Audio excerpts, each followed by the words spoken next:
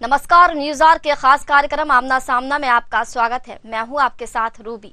आज इस कार्यक्रम में हम बात करेंगे समिट पर सियासत की। जी हां, मध्य प्रदेश की मोहन सरकार ने भोपाल में ग्लोबल इन्वेस्टर समिट कराकर पैसों की बारिश कराने का दावा किया है।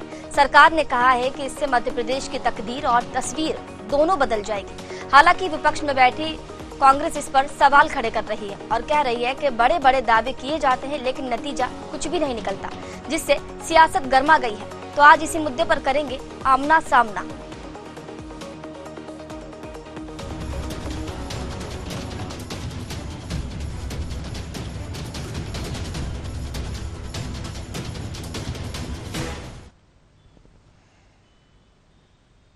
मध्य प्रदेश कांग्रेस अध्यक्ष जीतू पटवारी का कहना है कि निवेश के हवाई दावे विश्वसनीयता खो चुके हैं। कांग्रेस आंकड़ों की पड़ताल करेगी, सच्चाई भी जनता के सामने रखेगी। जीतू पटवारी ने सरकार पर इल्जाम लगाया और कहा कि हमने पहले आंकड़ों के साथ सब कुछ श्वेत पत्र जैसा सरकार को दिया था। सरकार ने मध्य प्रदेश के लोगों से जो रियल एस्टेट के थे उनसे जबरन कहलवा दिया है कि हम इन्वेस्ट करेंगे।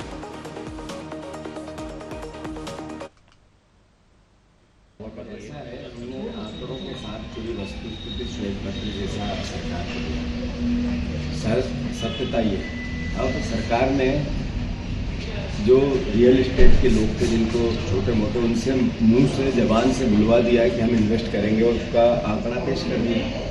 पहले अडानी जी क्या बोल के गए थे, उन्होंने क्या किया और अब क्या बोल के गए और क्या करेंगे। जमीन पर उतरने की प्रोसेस कैसे होगी, इस पर सरकार को कब्जे होना चाहिए, क्योंकि पूरा इन्वेस्टर मीट हो गया है। हम पूरा एग्जामिन करके पूरी बात। इधर पूर्व सीएम कमलनाथ ने भी ग्लोबल इन्वेस्टर समिट पर तंज कसा है। उन्होंने सवाल उठाते हुए कहा कि ये घोषणाएं धरातल पर उतरे तो ही कुछ फायदा होगा।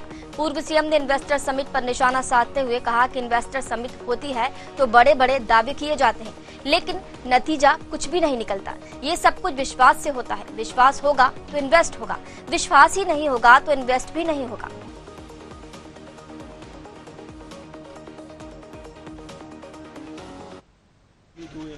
बड़े बड़े दावे होते हैं, बड़ी बड़ी घोषणाएं होती हैं, इसका क्रियान्वयन हो तब तो कोई बात बने। वहीं बीजेपी का कहना है कि मध्य प्रदेश के विकास को गति देने का काम बीजेपी की सरकार ने किया है।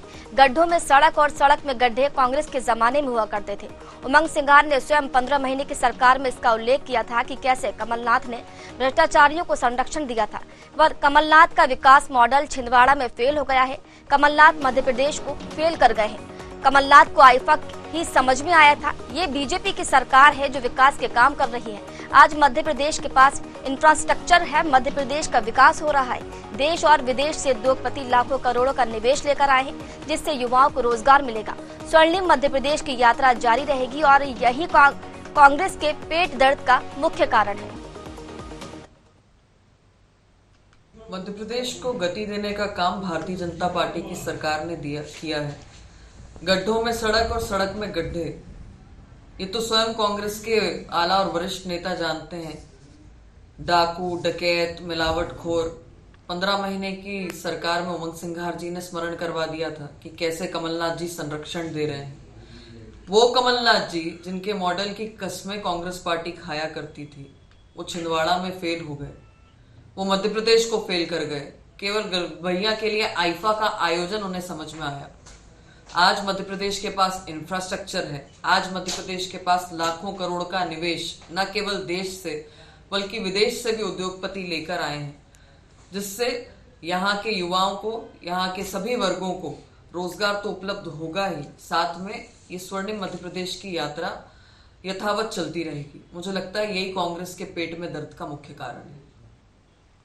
तो देखिए, मध्य प्रदेश में 2 दिवसीय ग्लोबल इन्वेस्टर समिट जो है वो संपन्न हो गई है और सरकार दावा कर रही है कि इससे निवेश जो है वो मध्य प्रदेश में भर भर कर आएगा और पैसों की बारिश यहाँ पर की जाएगी।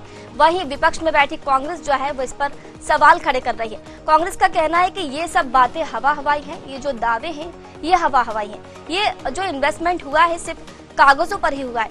अगर कुछ परिणाम इसका आता है तो बात ठीक है, वरना ये सब बातें जो है वो हवा हवाई है। खैर, इसी मुद्दे पर आज हम चर्चा करेंगे, चर्चा को आगे बढ़ाएंगे। सीधे मेहमान हमारे साथ जुड़ चुके हैं, आपका परिचय उनसे करा देती हूँ। बीजेपी का पक्ष रखने के लिए बीजेपी प्रवक्ता डॉक्टर प्रेम व्यास हमारे साथ जुड़ चुके हैं। प्रेम व्यास जी, आपका बहुत बहुत स्वागत है। कांग्रेस का पक्ष रखने के लिए कांग्रेस प्रवक्ता रितेश त्रिपाठी जी हमारे साथ जुड़ चुके हैं। रितेश जी, आपका भी बहुत बहुत स्वागत है। और वरिष्ठ पत्रकार रमेश शर्मा हमारे साथ जुड़ चुके हैं। रमेश जी, आपका भी बहुत बहुत स्वागत है। तो चर्चा की शुरुआत सबसे पहले मैं बीजेपी, माफ कीजिएगा, कांग्रेस, रितेश त्रिपाठी जी आपसे ही करना चाहूंगी। आप आरोप लगा रहे हैं जो इन्वेस्टर समिट हुई है इसको लेकर सवाल खड़े कर रहे हैं, लेकिन इस पर पलटवार किया जा रहा है। बीजेपी का कहना है कि कमलनाथ की जब सरकार थी तो कमलनाथ ने सिर्फ आईफा पर फोकस किया था। जी रूबी जी, कुछ तो कहने लोग कहेंगे, लोगों का काम है कहना। तो कमलनाथ जी की सरकार, अगर कमलनाथ जी के पैरों की धूली के बराबर भी भारतीय जनता पार्टी ने काम कर दिया तो मैंने धन्य मानूंगा। आंकड़ों पे मैं बात करना चाहता हूं, जो उनकी सरकार के ऑफिशियल आंकड़े हैं वो मैं बताना चाहता हूं कि 2003 से लेकर 16 तक में 5 ऑफिशियल मीट हुई। 17,50,000 का आंकड़ा इन्होंने देश के सामने रखा। और 2023 में मीट हुई, इसमें 15,40,000 का इंदौर में जो आंकड़ा रखा गया। तो इन्होंने 32,45,000 करोड़ के आंकड़े की बात मध्य प्रदेश के सामने कही। सच्चाई ये है कि 3 लाख रुपए भी, 3 लाख करोड़ भी नहीं आ पाए। 2,47,000 में पूरी गाड़ी आकर अटक गई। 10% भी निवेश नहीं ला पाए। और रही बात रोजगार की, तो इनके श्रम विभाग की वेबसाइट में मैंने कई बार कहा है कि 35,70,000 रजिस्टर्ड बेरोजगार है जो इनकी सरकार का मुंह चढ़ाने का काम करते हैं। यदि भारतीय जनता पार्टी ने कोई 2 काम शिद्दत से किए हैं तो एक पहला काम किया भ्रष्टाचार और दूसरा काम किया पानी पी पी कर कांग्रेस को कोसने का काम किया है। जितना काम ये कांग्रेस को कोसने का करते हैं, उतना काम अगर अपने क्षेत्र किया होता तो आज 20 साल 2 दशक, जो बच्चे तब पैदा हुए थे आज उनके बच्चे पैदा हो गए हैं। 2 दशक से ज्यादा का समय प्रदेश की जनता ने आपको दिया था। और रही बात, आपने विकास की बात की, आपने इन्वेस्टर्स मीट की बात की, तो मैं आपके सामने, आपने वो कवरेज तो आपके पत्रकारों ने किया ही होगा जब किस तरह से खाने की प्लेट के लिए पूरे पंडाल को तोड़ा फोड़ा जा रहा है। मध्य प्रदेश की यथार्थ की हकीकत वहां पर दिखाई जा रही है। रितेश जी, वो एक अलग मैटर है, वो एक अलग मैटर। ठीक है, हम इसका जवाब, वो अलग मैटर क्यों अलग मैटर, क्यों वो अभी हमारा अलग मैटर है, आप बता दीजिए क्यों अलग मैटर है। हमारे विषय का चर्चा अभी वो नहीं है, चर्चा का जो हमारा विषय है अभी वो नहीं है। अभी हम चर्चा कर रहे हैं जो आप लोगों ने आरोप लगाए हैं समिट को लेकर। मैं उसी इवेंट की बात कर रहा हूं, मैं किसी दूसरे इवेंट की बात। और एक बात आपके संज्ञान में, 12 बड़ी कंपनियां, चाहे जेपी हो, सहारा हो, सूर्या हो, एपिक हो, अनिल अंबानी, इंफोसिस ग्रुप को तो जमीन तक नहीं दे पाए। ठीक, इसका जवाब ले लेते हैं। टीसीएस को जमीन तक नहीं दे पाए।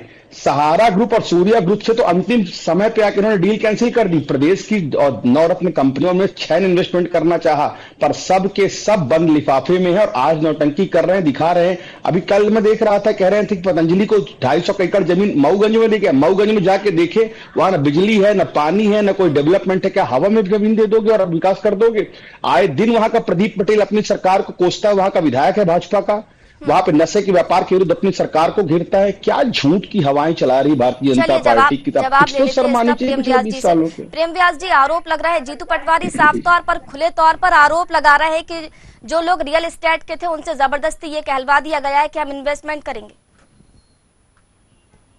देखिए रूबी जी, आमतौर पर मैं बहुत संयमित भाषा का उपयोग करता हूं, पर चूंकि रितेश जी की भाषा हर समय असंयमित होती है तो मुझे लगता है कि इन्हीं की भाषा में जवाब देना पड़ेगा। जिस तरह से इन्होंने शुरुआत करी थी, हाथ कंगन को आरसी क्या और पढ़े लिखे को फारसी क्या। अब मैं आपको बताता हूं कि इन्होंने कहा 2003 के बाद, तो 2003 के पहले हमने वो काल देखा है जब रात में लाइटें चले जाती थी और हमारी एग्जाम्स होती थी, रात भर हमको बाहर बैठ के पढ़ना पड़ता था। 6 बजे बाद जो है व्यापारियों को कह दिया जाता था कि व्यापार बंद कर दे। बड़ी बड़ी इंडस्ट्री थी, औद्योगिक नीतियों नहीं पता चले, लेकिन शर्म नहीं आती थी। और आज बोलते हुए जो है इनको अभिमान होता है। 20 वर्षों के कार्यकाल में ही लगभग 6 लाख किलोमीटर सड़कें बनी है। आज बिजली में हम सरप्लस हो चुके हैं। दूसरी बात है कि जो अभी इन्वेस्टर्स मीट हुई थी, इसके पूर्व में रीजनल इंडस्ट्री कॉन्क्लेव हुई है, उसके माध्यम से प्रदेश में व्याप्त जो असीम साधन है उनको प्रस्तुत किया गया। ऊर्जा संसाधन में आज मध्य प्रदेश की क्या पोजीशन है? लगभग 4th पोजीशन पर है। पवन ऊर्जा में हम 7th पोजीशन पे, सौर ऊर्जा में हम 8th पोजीशन पे। ये ऊर्जा के क्षेत्र में जब निवेश आएगा तो उसके पूर्व में प्रदर्शित करना पड़ेगा कि हम उन क्षेत्रों में क्या कार्य कर चुके हैं। उनका इवेंट बता रहे थे, आज वहां से लगभग 300 मेगावाट बिजली बन रही है, जिसको कांग्रेस इवेंट बता रही थी। रीवा में सबसे बड़ा सोलर प्लांट बनने के बाद हमने कहा है रीवा में सबसे बड़ा सोलर प्लांट बनाया। उसके बाद हमने ऊर्जा के क्षेत्र में निवेशकों को जो है आमंत्रित किया, पेट्रोकेमिकल बिना रिफाइनरी का विस्तार हमने किया। उसके बाद में उस क्षेत्र में जो है निवेशकों को जो है आकर्षित करा। लगभग 200 इंडस्ट्रियल जोन को वहां से जोड़ा पूर्व में। हमने कोई भी बात हवा में नहीं, जिस तरह से कमलनाथ जी ने करी थी आईफा अवार्ड के माध्यम से या विदेश गए थे वही आज तक बता नहीं पाए कि कितना निवेश ने किया। लेकिन हम तो हर चीज ऑन रिकॉर्ड बता रहे। 50,000 करोड़ रुपए हमने पेट्रोल केमिकल हब बनाया। उसके बाद में कोयला भंडारण को हमने प्रदेश को प्रस्तुत करा। तो जितने भी कार्य कर रहे हैं इन्वेस्टर्स के मध्य में संसाधनों का पूरा ब्यौरा दिया है। उसके बाद में उसमें कई सारे जो पूर्व में इंडस्ट्रियल जोन के माध्यम से जो पूर्व रिजर्व कॉन्क्लेव हुई थी, आप बताइए उसके पहले ऐसा लगभग 90,000 वाहन बना रहा है हमारे यहाँ पे। ईवी को लेकर हमने बात करी थी, ईवी में रिकॉर्ड बढ़ोतरी हुई है मध्य प्रदेश में। उसके बाद में उज्जैन में हमने पूर्व में कहा था रीजनल के माध्यम से विक्रम औद्योगिक क्षेत्र में जो है डेयरी प्लांट्स का काम प्रारंभ हो गया। एशियन पेंट्स का काम 1500 करोड़ का प्रारंभ हो गया। जेएसडब्ल्यू जो काम था उसका प्रारंभ हो गया। कामाख्या लॉजिस्टिक पार्क 750 करोड़ का कार्य प्रारंभ हो गया। लेकिन जो देखना नहीं चाहते, जो दृष्टि दोष से बनी थे, निश्चित रूप से 21 राज्यों में उनको दृष्टि दोष ही हुआ था। इसी कारण से वह फर्श पर आ गए। ठीक है, इसका जवाब रितेश जी से लेंगे, लेकिन हम पहले रमेश जी के पास पहुंचेंगे। रमेश जी, मध्य प्रदेश में जीआईएस संपन्न हो गई है, लेकिन इसको लेकर जो सियासत शुरू हुई है वो थमने का नाम नहीं ले रही। आप देख रहे हैं कि दोनों ही दल एक दूसरे पर आरोप प्रत्यारोप मल रही है। आप क्या कहना चाहेंगे सर? देखिए, मोटे तौर पर इस समय जो राजनीति पिछले कुछ वर्षों से चल रही है वो कहीं ना कहीं नकारात्मक और आरोपात्मक ही है। एक दूसरे पर आरोप लगाना वो राजनीति चल रही है और ये हमेशा से चलती रहेगी। लेकिन अगर हम इन्वेस्टर से मीट की तुलना करें, चर्चा करें, तो स्वाभाविक रूप से मैं इसको अच्छा संकेत मानता हूं। यादव का लगभग 14 महीने का कार्यकाल है अभी। इन 14 महीने में उन्होंने 7 तो रीजनल सबमिट किए हैं और एक ये ग्लोबल सबमिट किए है। तो जिस तरीके से इन्वेस्टर्स ने रुचि मध्य प्रदेश में दिखाई है, मध्य प्रदेश का स्थान जो है देश में तीसरा बन गया है। तो मोटे तौर पर ये जो सबमिट हुई है ये कई प्रकार से मध्य प्रदेश का सम्मान बढ़ाने वाली है। इसमें खास तौर से इस बार जो ज्यादा उन्होंने कोशिश की है, ये कहीं ना कहीं मध्य प्रदेश को जो ऐतिहासिक और सांस्कृतिक पर्यटन के केंद्र हैं उनमें भी इसमें विदेशी निवेश और देशी निवेश दोनों को उन्होंने जोड़ा है। तो स्वाभाविक रूप से कहीं ना कहीं मध्य प्रदेश की चौमुखी छवि इस इन्वेस्टर्स मीट से बनने वाली है। ये बात तय हुई। अब दूसरी बात ये आती है कि करीब 26-26.5 लाख करोड़ का ये अभी दावा है और 4-5 करोड़ का वो जो रीजनल में था, तो लगभग 30-31 करोड़ के टोटल लाख करोड़ के टोटल इन्वेस्टमेंट की हम बात करते हैं। ये बात सही है कि जितना 30-31 लाख करोड़ का जो टोटल फिगर आ रहा है, ये सारे के सारे जमीन पर उतर जाएंगे, इसमें अभी हमको कहना पक्का नहीं है, इसमें संदेह है। और इसमें कहीं ना कहीं हमको आगे आने वाले समय की प्रतीक्षा करना। ये बात भी आप अगर देखें, निवेश जो प्राइवेटाइजेशन शुरू हुआ वो 91 से शुरू हुआ।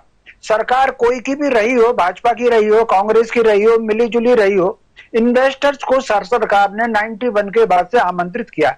तो वो जो जितने वादे होते हैं और जितने एग्जीक्यूट होते हैं, तो जो परसेंट 90 से लेकर के 2000 के बीच में था उससे बढ़ोतरी हुई है 2000 से 10 के बीच में, और उसके बाद बढ़ोतरी हुई।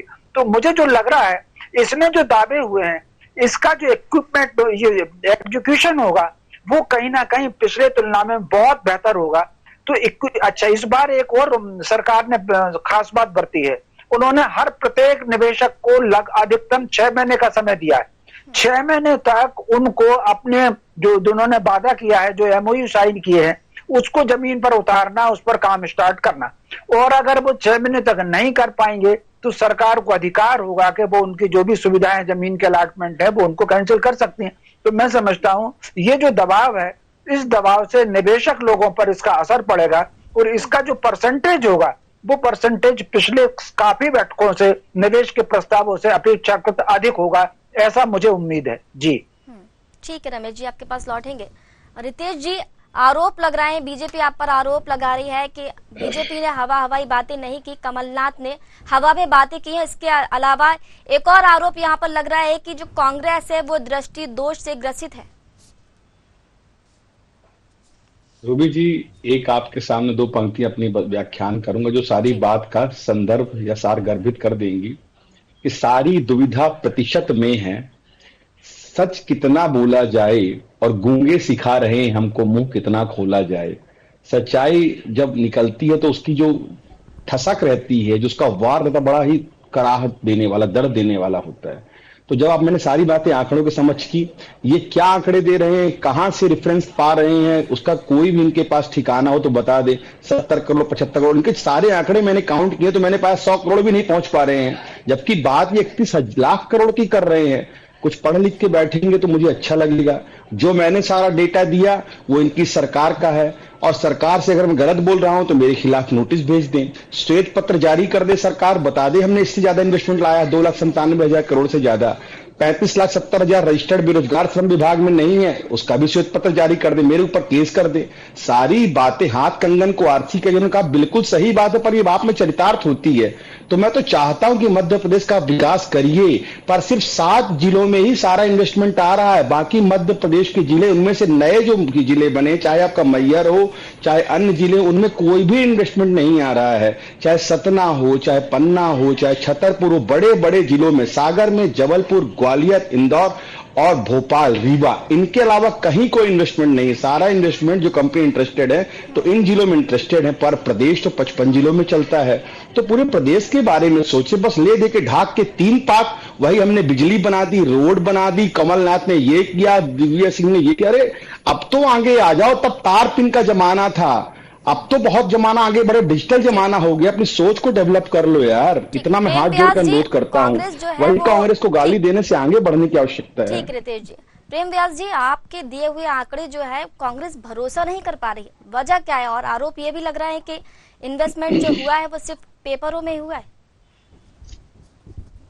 नहीं, देखिए, जिस तरह से आदरणीय हितेश जी ने शुरुआत करी, मैं भी कर देता हूँ। भूप सहस्त्र से एक ही वारा, लगे करावण तरई में कारा। 10-10 हजार मिलकर उस धनुष को हटाना चाहते थे पर वो हट नहीं रहा था, क्योंकि राम जी उसके लिए प्रेरणा स्रोत थे। दूसरी बात उन्होंने कहा कि मैंने जो आंकड़े दिए ये आंकड़े धरातल पर है, और मैंने तो शुरुआत भी करी थी। मुझे दीजिए 1 घंटा, कहीं बैठिए मेरे साथ, तो मैं आपको एशियन पेंट से लेकर पाइप कंपनी, सुहावरा, मंदसौर, रतलाम, उसके बाद उज्जैन, उसके बाद बड़वानी, उसके बाद में भिंड क्षेत्र, सभी क्षेत्रों की जानकारी दे सकता हूँ ऑन रिकॉर्डेड, और जहां पर हो रहा है। दूसरा, जो निवेश नीतियों में परिवर्तन करा है, 29 जो मंजूरियां लगती थी उसको 10 पे लिया है। राष्ट्रीय स्तर पर बीटीएन पोर्टल लेकर आए, ताकि जो है बाहर से आने वाले व्यापारियों को कहीं भी दुविधा की दृष्टि ना देखना पड़े। वहीं आप लेके आए थे रेट्रोस्पेक्टिव टैक्स 90 से 2000 के दौर के बीच में, इसीलिए कई कंपनियां धराशायी हो गई थी। उसके बाद में प्ली लाके 15 सेक्टर्स में पीएलआई स्कीम को लॉन्च करा। आज ये परिस्थिति क्या, हम खिलौना निर्यात कर रहे हैं, उसके पहले पूर्व में चाइना 70% हम आयात करते थे और आज हम निर्यात कर रहे हैं। इसीलिए महोदय कहा है कि मध्य प्रदेश में व्याप्त, चलिए आपने स्वीकार तो करा कि जिन जिलों के आप नाम ले रहे हैं उनको छोड़कर बाकी जगह पे साइन हो गए, मतलब वहां पर प्रारंभिक तौर पर कांग्रेस को भी लगता है कि वहां जो निवेश प्रस्ताव आए वो निश्चित रूप से धरातल पर आएंगे। दूसरी बात है कि इसके पूर्व में रीजनल इंडस्ट्री कॉन्क्लेव हुई था ना, हमने कहा था कि मैग्नीज की बात करेंगे तो मैग्नीज कॉपर की बात करेंगे, फर्स्ट पोजीशन पे हम रॉक साल्ट में, सेकंड पोजीशन पे चूना पत्थर में, थर्ड पोजीशन पर, और इसी को लेकर आदरणीय मुख्यमंत्री जी ने विदेश दौरा भी करा था और विदेश से निवेश लाने की बात भी करी थी। तो इसीलिए धीरज रखिए, धैर्य रखिए।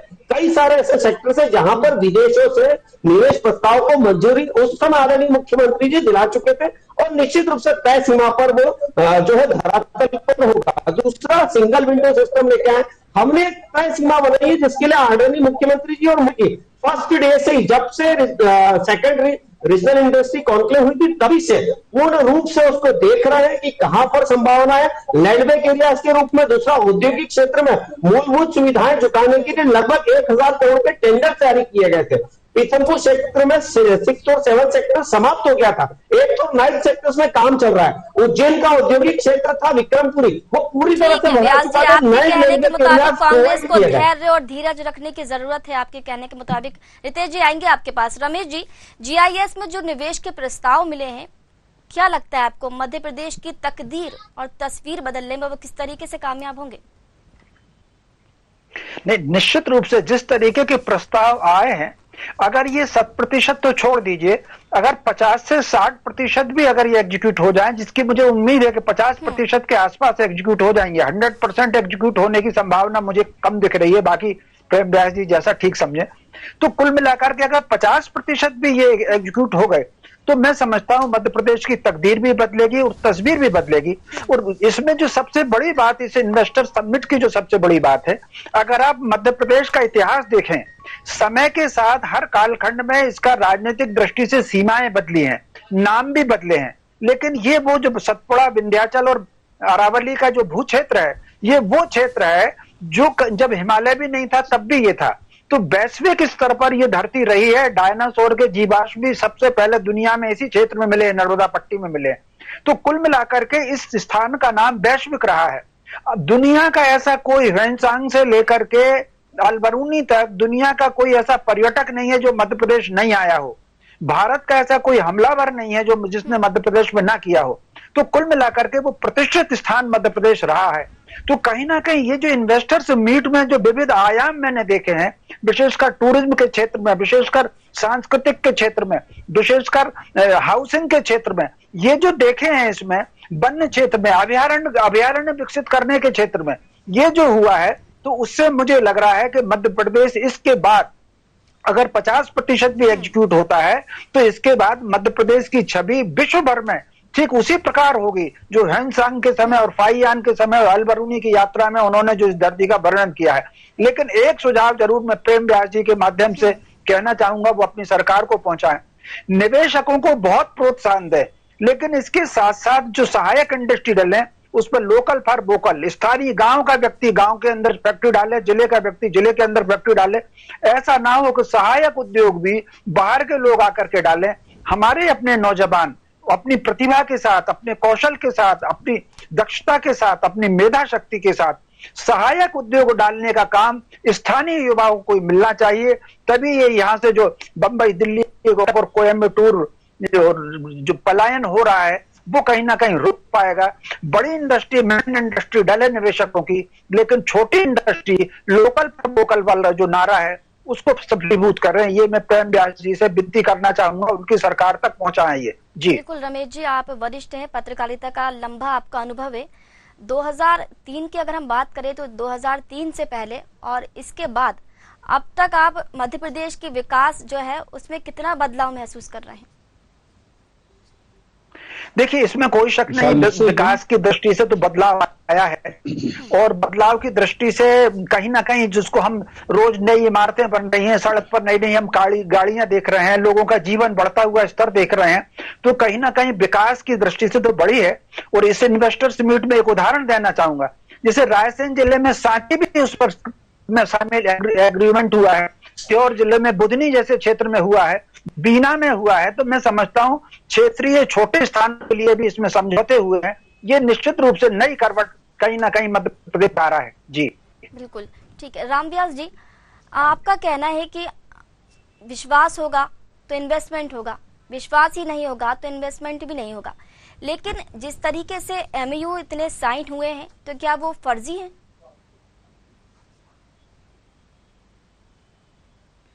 जी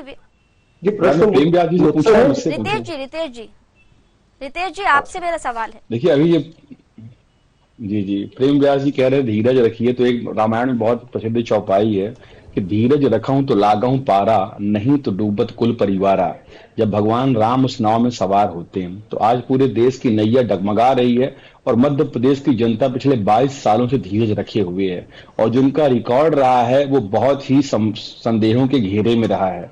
तो कल तक चोरी करने वाला व्यक्ति आज कहे मैं साधु हो भी गया तो जनता को सहज विश्वास नहीं होता है। मैं भारतीय जनता पार्टी की काबिल सरकार और महाकाबिल प्रवक्ता दोनों से हाथ जोड़कर अनुरोध करता हूं और अपनी अर्जी जैसी कि रमेश भैया ने लगाई मैं भी लगा देता हूं कि अब अपनी क्रियान्वयन से आप अपनी छवि को बदलने का काम करिए, वरना कब तक वही सिंचाई का रकबा, सड़कों का रकबा, हवाई आंकड़े बताएंगे। अब धरातल पर आंकड़े नजर आने चाहिए और जनता के मुंह से विकास की बातें सुनाई देनी चाहिए। व्यास जी, बहुत ही कम शब्दों में अपनी बात रखिएगा।